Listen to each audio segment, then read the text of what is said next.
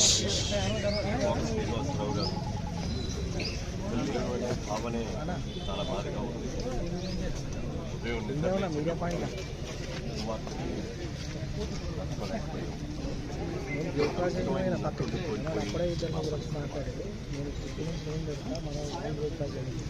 రాష్ట్రాలు వేసే రోజుల నుంచి కూడా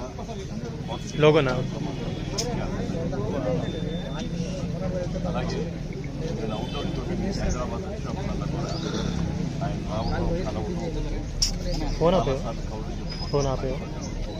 బయట పక్కన మాట్లాడు. ఆయన ప్రతిగతం సినిమా ఓవర్ నైట్ పెద్ద నటుడు అయిపోయిన తర్వాత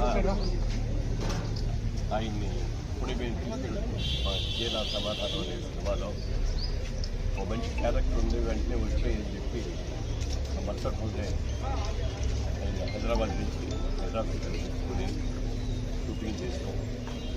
ఆయన ఆ రోజు ఎప్పుడు అంటూ ఉండేవాడు, మొట్టమొదటిసారి మీ డబ్బులతో ఫ్లైట్ ఎక్కారండి.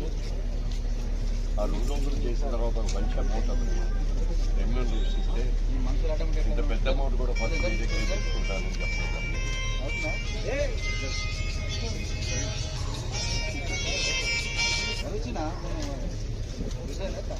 ఆ తర్వాత అనేక చిత్రాల్లో మా జేబిలి సంస్థలో లక్ష్మే కాకుండా చాలా చిత్రాలు ఇద్దరం కలిసి చాలా పనులు చేయడం జరిగింది. ఒక ఎక్స్క్లూజివ్ నటుడు, ఎవరిని అనుకరించేవాడు కాదు, తనదొక స్టైల్ లాగా అతను చేసుకుంటూ వచ్చాడు. విల్నీ పాత్రలో కూడా కామెడీ తీసుకొచ్చేవాడు. ఈ వ్యంగ్యం చేయటంలో అయితే అతని తర్వాతే ఎవరైనా. అటువంటి మంచి మిత్రుడు ఒక రోజు నా దగ్గర కొంచెం సలహా అడిగారు. మురళీమోహన్ గారు, నేను బ్యాంకులో ఉద్యోగం చేస్తాను, మంచి పొజిషన్లో ఉన్నాను, తొందరలో బ్యాంక్ మేనేజర్ కూడా కాబోతున్నాను, మరి ఈ టైంలో సినిమాలు అన్నీ వచ్చి ఏం చేయాలో అర్థం కావట్లేదు, సినిమాల మీద కాన్సన్ట్రేట్ చేయాలా లేకపోతే నా బ్యాంక్ ఉద్యోగం కోసం ఏం చేయాలో అర్థం కావట్లేదు, మీరు సలహా చెప్పండి అంటే నేను మీరు సినిమాల్లో ఒక రాకుండా ఉద్యోగంలో ఉంటే ఎంతో